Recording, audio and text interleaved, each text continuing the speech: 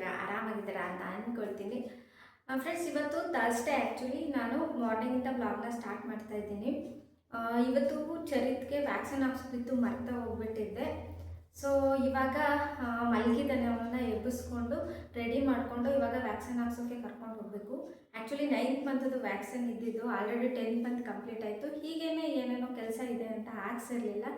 So ನಿಮಗೆ ಗೊತ್ತು ಅಲ್ವಾ, ವ್ಯಾಕ್ಸಿನ್ ಹಾಕ್ಸೋದು ಎಷ್ಟು ಇಂಪಾರ್ಟೆಂಟು ಮಕ್ಕಳಿಗೆ ಅಂತ. ಸೊ ಹಾಗಾಗಿ ಏನೇ ಕೆಲಸ ಇರಲಿ ಅಂತ ಹೇಳ್ಕೊಂಡು ಅದನ್ನೆಲ್ಲ ಸೈಡಿಗೆ ಇಟ್ಬಿಟ್ಟು ಇವತ್ತು ಪಾಪನ ವ್ಯಾಕ್ಸಿನ್ ಹಾಕ್ಸೋಕ್ಕೆ ಅಂತ ಕರ್ಕೊಂಡು ಹೋಗ್ತಾ ಇದ್ದೀವಿ. ಇನ್ನು ಮನೇಲಿ ತುಂಬ ಕೆಲಸ ಇದೆ.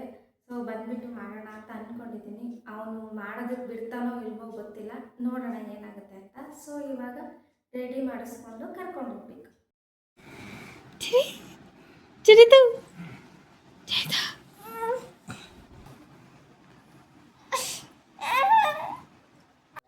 ಪಾಪ ತುಂಬ ಚೆನ್ನಾಗಿ ನಿದ್ದೆ ಮಾಡ್ತಿದ್ದ. ನಾನೇ ಹಿಂಸೆಯಿಂದ ಎಬ್ಸ್ಬಿಟ್ಟೆ. ಸ್ವಲ್ಪ ಬೇಜಾರಾಯಿತು. ಮುಂಚೆ ನಾನೇ ಗೊತ್ತಿದ್ದಿದ್ರೆ ಎಬ್ಸ್ತಿರ್ಲಿಲ್ಲ. ಸೊ ನಾನು ಮರ್ತೋಗ್ಬಿಟ್ಟಿದ್ದೆ ಇವತ್ತು ಇಂಜೆಕ್ಷನ್ ಇತ್ತು ಅಂತ.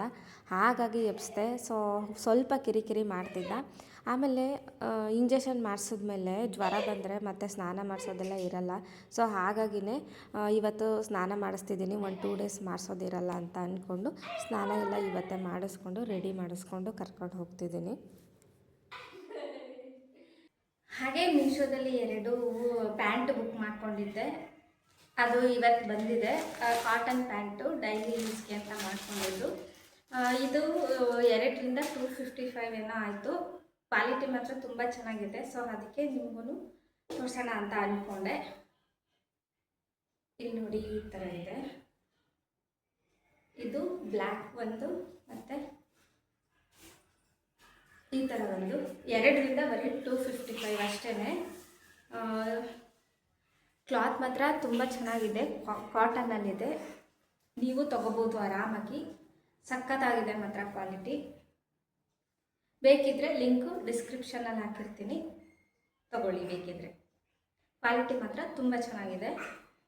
Actually pack of 6 pack of 5 ಸಿಗುತ್ತೆ. ನನಗೆ ಹೇಗೆ ಬರುತ್ತೆ ಏನೋ ಕ್ವಾಲಿಟಿ ಅಂತ ಗೊತ್ತಿರಲಿಲ್ಲ. ಸೊ ಹಾಗಾಗಿ ಸ್ಟಾರ್ಟಿಂಗ್ ಬರೀ 2 ಅಷ್ಟೇ ಆರ್ಡರ್ ಮಾಡ್ಕೊಂಡಿದ್ದೆ. ಕ್ವಾಲಿಟಿ ಮಾತ್ರ ತುಂಬ ಚೆನ್ನಾಗಿದೆ. ಮತ್ತು ಇವಾಗ ನಾನು ಮಾಡ್ಕೋತೀನಿ. ಚೆನ್ನಾಗಿದೆ, ನೀವು ಮಾಡ್ಕೋಬೋದು. ಕೆಳಗಡೆ ಪ್ಯಾಂಟ್ ಈ ಥರ ಇದೆ ನೋಡಿ, ಬಟನ್ ಕೊಟ್ಟಿದ್ದಾರೆ. ಇಲ್ಲಿ ಓಪನ್ ಇದೆ, ಚೆನ್ನಾಗಿದೆ. 2 ಸೈಡು ಬಟನ್ ಇದೆ. ತುಂಬ ಚೆನ್ನಾಗಿದೆ. ಕ್ವಾಲಿಟಿನೂ ಅಷ್ಟೇ ತುಂಬ ಚೆನ್ನಾಗಿದೆ. ನಮ್ಮ ಮನೆಯಿಂದ 1 ಕಿಲೋಮೀಟರ್ ಹೋದರೆ ಸಾಕು, ಹಾಸ್ಪಿಟಲ್ ಸಿಗುತ್ತೆ, ಗೌರ್ಮೆಂಟ್ ಹಾಸ್ಪಿಟಲ್ಲು.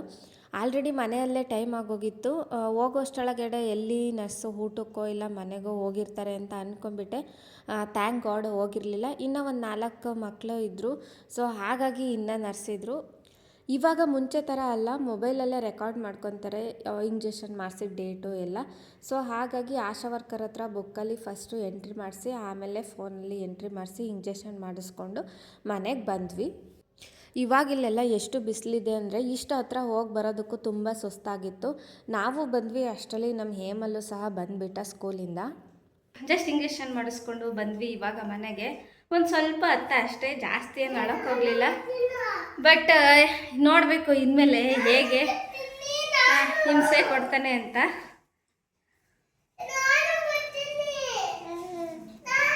ಹಾಂ ಸರಿ ಆಯಿತು.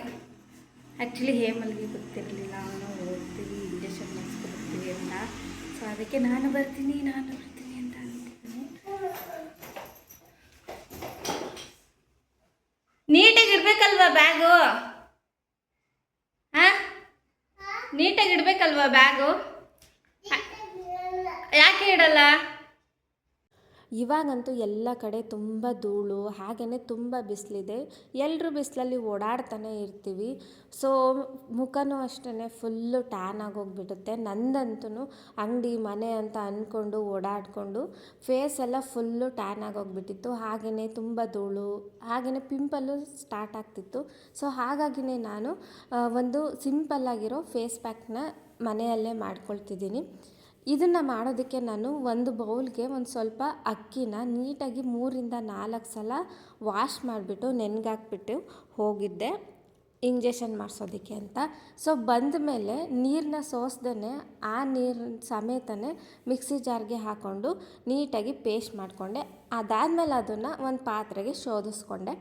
ನೆಕ್ಸ್ಟು ಒಂದು ಪ್ಯಾನ್ಗೆ ನಾವು ಏನು ಶೋಧಿಸ್ಕೊಂಡ್ವಿ ಅಕ್ಕಿದು ನೀರು ಅದನ್ನು ಹಾಕ್ಕೊಂಡು ಅದಕ್ಕೆ 1 ಕಪ್ ಆಗುವಷ್ಟು ಹಾಲನ್ನ ಸೇರಿಸ್ಕೊಳ್ತಿದ್ದೀನಿ. ಇದಕ್ಕೇ ಒಂದು 2 ಟೇಬಲ್ ಸ್ಪೂನಷ್ಟು ಕಾರ್ನ್ಫ್ಲೋರ್ನು ಸಹ ಹಾಕ್ಕೊಂಡು ಗಂಟಿಲ್ಲದೆ ಫಸ್ಟು ನೀಟಾಗಿ ಮಿಕ್ಸ್ ಮಾಡ್ಕೊಳ್ತಿದ್ದೀನಿ. ಇದಾದಮೇಲೆ ಸ್ಟವ್ನ ಆನ್ ಮಾಡಿಕೊಂಡು ಸಣ್ಣ ಉರಿಯಲ್ಲೇ ನೀಟಾಗಿ ಮಿಕ್ಸ್ ಮಾಡ್ಕೊಳ್ತಾ ಕುದಿಸ್ಕೊಬೇಕಾಗುತ್ತೆ. ಯಾವ ಥರ ಅಂತ ಅಂದರೆ ಇದು ಒಂಥರ ಸ್ವಲ್ಪ ಗಟ್ಟಿಯಾಗಿರೋ ಕ್ರೀಮ್ ಥರ ಆಗಬೇಕು. ಸೊ ಅಲ್ಲಿವರೆಗೂ ನಾವು ಮಿಕ್ಸ್ ಮಾಡ್ಕೊಳ್ತಾ ಇರಬೇಕಾಗುತ್ತೆ. ಕೇರ್ಫುಲ್ಲಾಗಿ ಮಿಕ್ಸ್ ಮಾಡ್ಕೊಳ್ಳಿ, ಇಲ್ಲಾಂದರೆ ಗಂಟಾಗೋ ಚಾನ್ಸಸ್ ಇರುತ್ತೆ. ಸೊ ಸಣ್ಣ ಉರಿಯಲ್ಲಿ ನೀಟಾಗಿ ಮಿಕ್ಸ್ ಮಾಡ್ಕೊಳ್ತಾ ಇರಿ. ಇವಾಗ ಗ್ಯಾಸ್ ಆಫ್ ಮಾಡಿಬಿಟ್ಟು ನೀಟಾಗಿ ತಣ್ಣಗಾಗೋದಕ್ಕೆ ಬಿಟ್ಬಿಡ್ತೀನಿ. ಇದನ್ನು ಫ್ರಿಜ್ಜಲ್ಲಿ ಇಟ್ಕೊಂಡ್ರೆ 1 ವಾರದವರೆಗೂ ಯೂಸ್ ಮಾಡ್ಬೋದು. ಹಾಗೆ ಹೊರಗಡೆ ಇದ್ದರೆ ಒಂದು 2 ಡೇಸ್ ಅಷ್ಟೇ. ಇವಾಗ ಏನು ರೆಡಿಯಾಗಿದೆ ಆ ಪೇಸ್ಟ್ನ ಒಂದು ಬೌಲ್ಗೆ ಹಾಕ್ಕೊಂಡು ಅದಕ್ಕೆ ನಾನು ಒಂದೇ ಒಂದು ಬಾಳೆಹಣ್ಣು ಸ್ಮ್ಯಾಶ್ ಮಾಡ್ಕೊಂಡು ಹಾಕ್ಕೊಂಡಿದ್ದೀನಿ. ಹಾಗೆಯೇ 1 ಟೇಬಲ್ ಸ್ಪೂನ್ ಆಗುವಷ್ಟು ಆಲೋವೆರಾನು ಹಾಕ್ಕೊಂಡು ನೀಟಾಗಿ ಮಿಕ್ಸ್ ಮಾಡಿಕೊಂಡು ಎತ್ತಿಟ್ಕೊತೀನಿ. ಗೈಸ್, ನಾನು ಮುಖಕ್ಕೆ ಫೇಸ್ ಪ್ಯಾಕ್ನ ಹಾಕೊಳ್ಳೋಕ್ಕಿಂತ ಮುಂಚೆ ಒಂದು ಸಲ ಫೇಸ್ನ ನೀಟಾಗಿ ಸ್ಕ್ರಬ್ ಮಾಡ್ಕೊತೀನಿ. ಇವಾಗ ನಾನು ಫೇಸ್ ವಾಶ್ ಮಾಡ್ಕೊಂಡು ಬಂದಿದ್ದೀನಿ. ಸ್ಕ್ರಬ್ ಮಾಡ್ಕೊಳ್ಳೋದಕ್ಕೆ ನಾನು ಒಂದು ಚಿಕ್ಕ ಬೌಲಿಗೆ 1 ಟೇಬಲ್ ಸ್ಪೂನ್ ಆಗುವಷ್ಟು ಕಾಫಿ ಪೌಡರು ಮತ್ತು ಒಂದೇ ಒಂದು ಸ್ವಲ್ಪ ಸಕ್ಕರೆನ ಹಾಕ್ಕೊಂಡು ಮಿಕ್ಸ್ ಮಾಡ್ಕೊಂಡಿದ್ದೀನಿ. ಇವಾಗ ನಾನು ಇದನ್ನು ಈ ಥರ ಟೊಮ್ಯಾಟೋನ ಸ್ವಲ್ಪ ಕಟ್ ಮಾಡಿ ಇಟ್ಕೊಂಡೆ.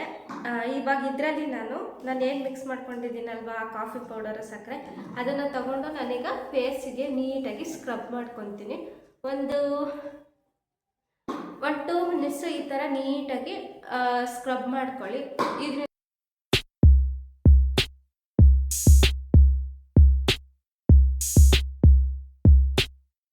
ಇವಾಗ 1-2 ಮಿನಿಟ್ಸ್ ನಾನು ಈ ಥರ ನೀಟಾಗಿ ಸ್ಕ್ರಬ್ ಮಾಡ್ಕೊಂಡಿದ್ದೀನಿ. ಇವಾಗ ನೀಟಾಗಿ ಫೇಸ್ ವಾಶ್ ಮಾಡ್ಕೊಂಬರ್ತೀನಿ. ಅದಾದಮೇಲೆ ನಾನು ಇದಕ್ಕೆ ಫೇಸ್ ಪ್ಯಾಕ್ನ ಹಾಕ್ಕೊತೀನಿ ಫೇಸ್ಗೆ. ನೀವೇ ನೋಡಿ ಫೇಸ್ ಪ್ಯಾಕ್ ಹಾಕ್ಕೊಂಡಾದ್ಮೇಲೆ ಮತ್ತು ವಾಶ್ ಮಾಡಿದ್ಮೇಲೆ ಫೇಸ್ ಎಷ್ಟು ಗ್ಲೋ ಆಗುತ್ತೆ ಅಂತ. ಇವಾಗ ನಾನು ಫೇಸ್ ವಾಶ್ನ ಮಾಡ್ಕೊಂಬಂದೆ. ಸೊ ಇವಾಗ ನಾನು ರೆಡಿಯಾಗಿರೋಂಥ ಫೇಸ್ ಪ್ಯಾಕ್ನ ಇವಾಗ ಹಚ್ಕೊತಿದ್ದೀನಿ. ನೀಟಾಗಿ ಕೈಯಲ್ಲೇ ಒಂದು ಸ್ವಲ್ಪ ತೊಗೊಂಡು ಫೇಸ್ ಪೂರ್ತಿ ಈ ಥರ ಹಚ್ಕೋಬೇಕು.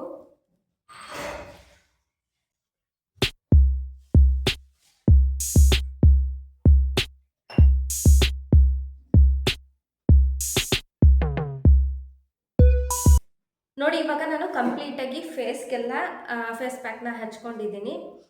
ಇದನ್ನು ಒಂದು 15 to 20 ಮಿನಿಟ್ಸು ಹಾಗೇ ಬಿಡಬೇಕು, ಅಂದರೆ ಸ್ವಲ್ಪ ಡ್ರೈ ಆಗಬೇಕು. ಅದಾದಮೇಲೆ ನಾನು ಫೇಸ್ ವಾಶ್ನ ಮಾಡ್ತೀನಿ. ಫೇಸ್ ವಾಶ್ ಮಾಡೋದಕ್ಕೆ ನಾನು ಸೋಪಾಗಲಿ ಏನು ಯೂಸ್ ಮಾಡಲ್ಲ. ಸ್ವಲ್ಪ ಕೋಲ್ಡ್ ವಾಟರಲ್ಲಿ ಫೇಸ್ನ ವಾಶ್ ಮಾಡ್ಕೊತೀನಿ ಅಷ್ಟೇ. ಇದರಿಂದ ತುಂಬ ಅಂದರೆ ತುಂಬ ಬೆನಿಫಿಟ್ಸ್ ಇದೆ. ಪಾರ್ಲರ್ಗೆ ಹೋಗಿ ಫೇಶಿಯಲ್ ಮಾಡ್ಕೊಳ್ಳೋದು ಆಲ್ಮೋಸ್ಟ್ ಯಾರಿಗೂ ಇಷ್ಟ ಇರಲ್ಲ, ಕೆಲವೊಬ್ರಿಗಂತೂ ಇಷ್ಟ ಇರಲ್ಲ.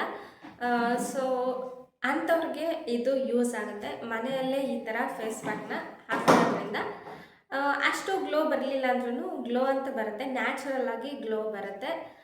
ಸುಮ್ಮನೆ ಕೆಮಿಕಲ್ ಅದು ಇದು ಯೂಸ್ ಮಾಡಿ ಫೇಶಿಯಲ್ ಮಾಡಿಸ್ಕೊಳ್ಳೋದಕ್ಕಿಂತ ಈ ಥರ ಒಂದು ಸಲ ಟ್ರೈ ಮಾಡಿ, ನಿಮಗೆ ರಿಸಲ್ಟು ಗೊತ್ತಾಗುತ್ತೆ, ಇನ್ಸ್ಟೆಂಟಾಗೆ ಗೊತ್ತಾಗುತ್ತೆ ರಿಸಲ್ಟು. ವೀಕ್ಲಿ ಇದನ್ನು 3 ಟೈಮ್ ಯೂಸ್ ಮಾಡಿದ್ರೆ ಸಾಕು, ನಿಮ್ಮ ಫೇಸು ಫಳಫಳ ಅಂತ ಹೊಳೆಯುತ್ತೆ. ಪಾರ್ಲರ್ಗೆ ಫೇಶಿಯಲ್ ಅಂತ ಹೋಗೋದೇ ಇಲ್ಲ.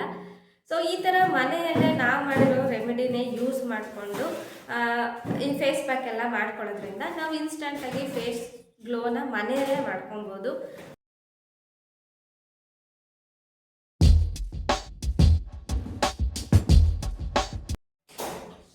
ಗೈಸ್ ನೋಡಿ, ಇವಾಗ ನಾನು ಫೇಸ್ ವಾಶ್ ಮಾಡ್ಕೊಂಬಂದಿದ್ದೀನಿ. ಫೇಸ್ ಎಷ್ಟು ಗ್ಲೋ ಆಗಿದೆ ಅಂತ ನೀವೇ ನೋಡ್ತಿರ್ಬೋದು.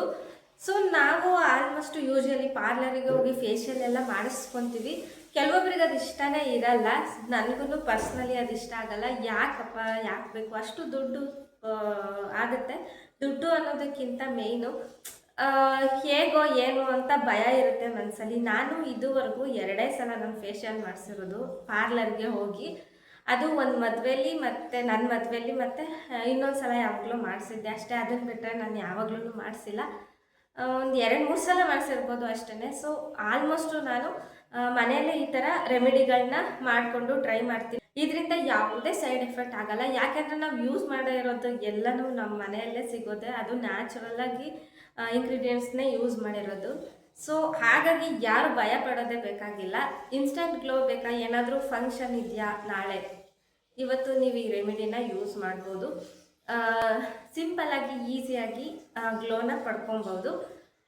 ಫೇಸ್ ಎಷ್ಟು ಗ್ಲೋ ಆಗಿದೆ ಮತ್ತು ಎಷ್ಟು ಸಾಫ್ಟ್ ಆಗಿದೆ ಅಂತ ಅಂದರೆ ನೀವು ಒಂದ್ಸಲ ಈ ರೆಮಿಡಿನ ಯೂಸ್ ಮಾಡಿ ನೀವೇ ಅದನ್ನು ನೋಡ್ತೀರಾ, ಎಷ್ಟು ಸಾಫ್ಟ್ ಆಗುತ್ತೆ, ಎಷ್ಟು ಗ್ಲೋ ಆಗುತ್ತೆ ಸ್ಕಿನ್ನು ಅಂತ.